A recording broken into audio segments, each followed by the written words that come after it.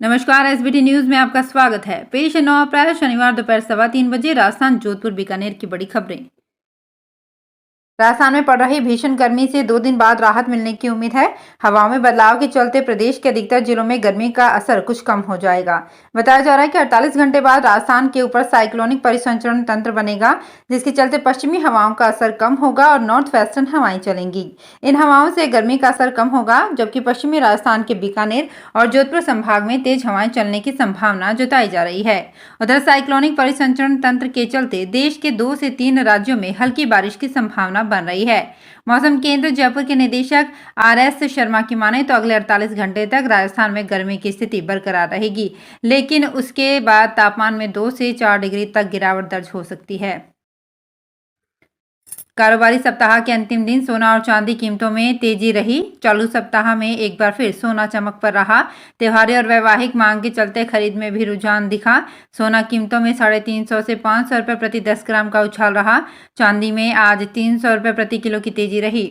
आज सोना 24 कैरेट 53,500 रुपये रहा। निवेशकों और औद्योगिक मांग में कमजोरी रही। जयपुर सराफा कमेटी की ओर से जारी भावों के अनुसार सोना कीमतों में 500 रुपये प्रति 10 ग्राम की तेजी रही। सोना 24 कैरेट 53,500 रुपये प्रति 10 ग्राम रहा। वहीं सोना जेवराती 50,700 रुपये, सोना 18 कैरेट 42,400 रुपये प्रति 10 ग्राम रहा। सवाई माधोपुर के चौथ का बरवाड़ा में रामनवमी और अन्य त्योहारों पर शांति बनाए रखने को लेकर पुलिस एवं प्रशासन ने शनिवार को फ्लैग मार्च निकाला। फ्लैग मार्च थाना परिसर से रवाना होकर मुख्य बाजार से होते हुए गुजरा। SDM उपेंद्र शर्मा और प्रशासनिक अधिकारियों ने लोगों से आपसी भाईचारे व शांति के साथ त्योहार मनाने को कहा। कानून व्यवस्था बिगाड़ने वालों पर कार्यवाही की चेतावनी दी। इस दौरान पुलिस के जवान हथियारों के साथ मुख्य बाजार और अन्य जगहों पर कदम ताल मिलाते नजर आए। राष्ट्रीय खाद्य सुरक्षा योजना में जरूरतमंद और अल्प आय वर्ग के परिवारों के लिए 2 साल बाद 2 अप्रैल से ऑनलाइन आवेदन पत्र जमा करवाने का कार्य प्रारंभ हुआ है। ऑनलाइन कार्य प्रारंभ होने के साथ योजना से वंचित लोग अब अपने नाम जुड़वाने के लिए ई-मित्र केंद्र के माध्यम से आवेदन कर रहे हैं। संशोधन करने के निर्देश जारी होने से पुराने आवेदन पत्र जमा करवाने वाले लोगों में असमंजस की स्थिति बन गई है। उदयपुर में 2 साल पहले मार्च महीने में ही कोरोना महामारी के कारण लॉकडाउन लगा था और 1 साल बाद भी ये तस्वीर बदल नहीं पाई है। इससे पर्यटन अर्श से फर्श पर पहुंच चुका था, लेकिन साल 2022 का मार्च महीना टूरिस्ट बूम लेकर आया है। इस बार रिकॉर्ड 1.11 लाख देसी पर्यटक पहुंचे हैं। ये 11 साल में सर्वाधिक है।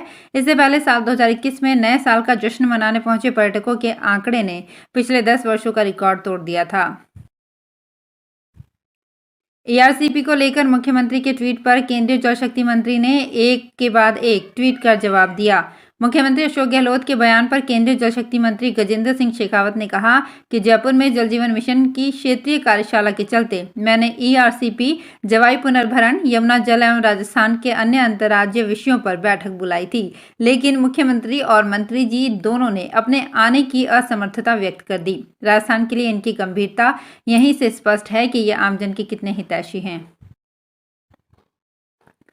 जोधपुर में ट्रक यूनियन केरू द्वारा मनमानी रॉयल्टी वसूलने के खिलाफ चक्का जाम जारी है। यह हड़ताल पिछले 1 अप्रैल से चल रहा है। रॉयल्टी फर्म मैसर्स देव दशरथ इंफ्राटेक प्राइवेट लिमिटेड द्वारा खनन क्षेत्र केरू में अलग अलग रॉयल्टी नाकों पर मनमानी दरों से रॉयल्टी वसूलने का आरोप लगाया है। इस हड़ताल में लगभग 400 से अधिक ट्रक ऑपरेटर शामिल हैं, जो समान रॉयल्टी दरों से रॉयल्टी वसूले जाने तक अनिश्चित काल तक हड़ताल पर बैठे हुए हैं।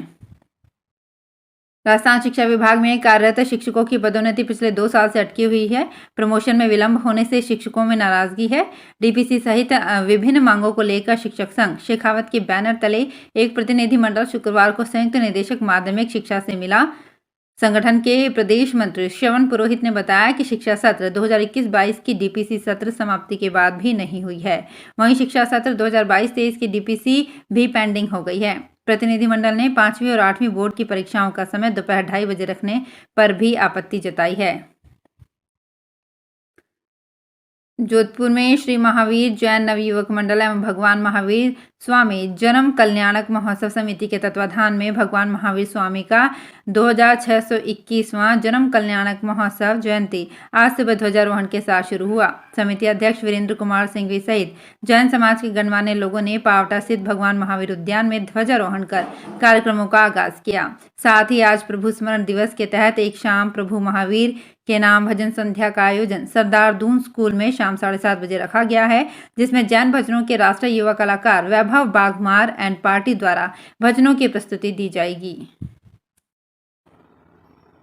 शहर में बढ़ते यातायात का दबाव कम करने के लिए जैन स्कूल के पास पुराने बजरी खनन क्षेत्र में मल्टी लेवल पार्किंग और कॉमर्शियल कॉम्प्लेक्स बनाने की तैयारी की जा रही है। इसके लिए यूआईटी को डीपीआर तैयार करने का जिम्मा सौंपा गया है। जैन स्कूल के पास पुराने शहर की ओर जाने वाले रास्ते पर सरकारी जमीन पड़ी है, जहाँ पहले बजरी खनन होता था। चैत्र नवरात्रा के तहत शनिवार को दुर्गाष्टमी का पर्व श्रद्धा एवं भक्तिभाव के साथ मनाया गया। जिले भर में होमाष्टमी पर शनिवार को मंदिरों में विविध धार्मिक अनुष्ठान हुए। इस दौरान हवन में आहुतियां देकर देश प्रदेश में सुख समृद्धि की कामना की गई। इस मौके पर देवी मंदिरों में पूजन आरती के साथ धार्मिक अनुष्ठान आयोजित किए गए। साथ ही कई स्थानों पर कन्या पूजन का कार्यक्रम भी हुआ।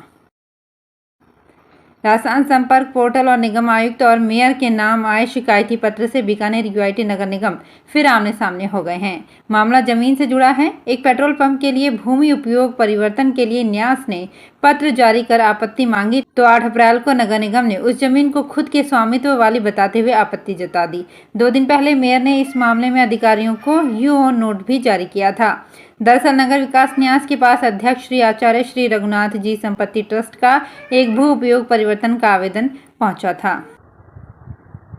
मारवाड़ में चल रही लू और हीट वेव का असर अब दिखाई देने लग गया है। जोधपुर शहर में लू और हीट वेव के कारण अब दिन के साथ रात में भी तपिश सताने लग गई है। लू के कारण पंखे गर्म हवा फेंक रहे हैं, सिर्फ कूलर व एसी ही ठंडक दे रहे हैं। मौसम विशेषज्ञों का कहना है कि अगले कुछ दिन हीट वेव से सीवियर हीट वेव का दौर जारी रहेगा। आमतौर पर हार्ट सर्जरी के बाद मरीजों का हृदय कमजोर हो जाता है।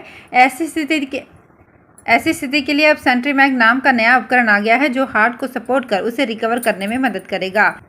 दिल की समस्याओं से जुड़ी ऐसी ही जानकारी कार्डियोवैस्कुलर एंड थोरेसिक सर्जरी की नेशनल कॉन्फ्रेंस में मिली। जयपुर में हो रही 4 दिवसीय कॉन्फ्रेंस में देश विदेश से आए डॉक्टर्स ने हार्ट सर्जरी की नवीनतम तकनीकों के बारे में एक दूसरे से अनुभव साझा किए।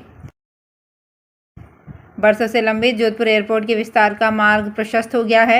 एयरपोर्ट अथॉरिटी ऑफ इंडिया ने देश के सबसे पुराने एयरपोर्ट में से एक जोधपुर एयरपोर्ट के विस्तार कार्यों के लिए 307.11 करोड़ रुपए लागत का टेंडर जारी किया है। वास्तुकला और इंजीनियरिंग परामर्श सेवाओं के लिए 19 अप्रैल से ऑनलाइन बोली लगेगी।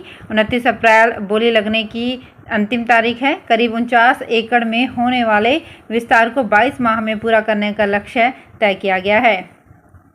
तो फिलहाल इस बुलेटिन में इतना ही। फिर हाजिर होंगे कुछ और बड़ी खबरों के साथ। एसबीटी न्यूज़ के और भी वीडियोस को देखने के लिए हमारे चैनल को सब्सक्राइब करें और नोटिफिकेशन पाने के लिए बेल आइकन को प्रेस करें।